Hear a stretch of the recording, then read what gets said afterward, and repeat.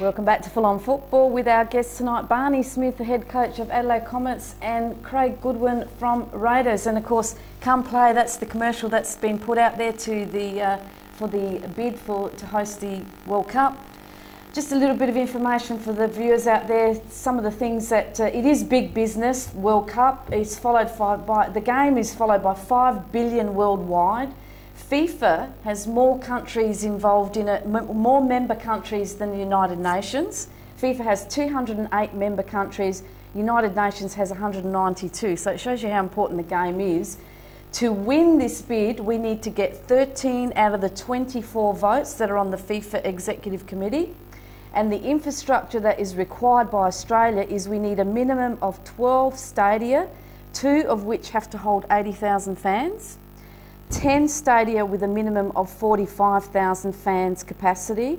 We need training facilities for 32 teams and 5-star accommodation in each of the cities for a minimum of 4 teams, the FIFA personnel and the match officials. And that all has to be submitted in by May 2010. So we wish everyone that's involved in this, and we want everyone to get behind him. You saw the website there to get on and back this, and we need everyone in Australia to get on board and back it, because really you want to have the World Cup here to be able to get into the atmosphere and maybe even see Craig Goodwin out there playing for Socceroos. Yeah. Wouldn't that be great? That'd be great. That'd be fantastic. It'd be great to have it too. I guess, worldwide audience too, Nat. The other thing to consider is that with the masses in sort of Europe and the Americas that watch the game, holding it in Australia with the time difference also comes as a factor. Yeah, exactly. Travel as well, how far away we are for teams to travel. When France held the World Cup, it's not really that far for most of the European countries to travel. So there's so many things they're going to have to consider. Yeah. And how they didn't get Lara Bingle in that Come Play ad. It's beyond me. Oh no, she did the tourism. No, we don't need a bingle in this. This is going to be fantastic. And it is really, really exciting stuff. And I hope that we're successful to either get the 2018 or the 2022. It'd be fantastic for our country. Now, looking at the State League, because we do have to move right along. We've got a lot of stuff that we need to show in this last segment. Of course, the results for round 14 of the Divine Home State League. And again, good results, some great results here. Gawler 2 were defeated by the Cove. The Cove getting their first win after probably 4 or 5 matches there, with Cockington and Andrews scoring for Gawler, and O'Reilly scoring a brace, and Pover scoring for the Cove. Seaford Rangers 6, Noarlunga 0. A great win there for Seaford Rangers, and as we saw at the beginning of the show, we did dedicate this show to Bobby Dale, who's the father of Ben, and so Ben being the senior coach there, a great win for him, probably in the name of his father. So McCotchy, another great player. We had him on film, footage of him a couple of weeks ago. He scored a double, Anderson scored, Trajanowski scored, Robinson and Paris, Paolo Paris from Noarlunga, ex-Noarlunga, playing against his old team. So good win there. West Adelaide 3, Playford 1. Tomasos, Reynolds and Kezios scoring for West Adelaide, and Armand scoring for Playford. Northern Demons and Enfield drew out a scoreless draw. And Western District Toros 5, Port Pirie City 1. Good win there for Toros.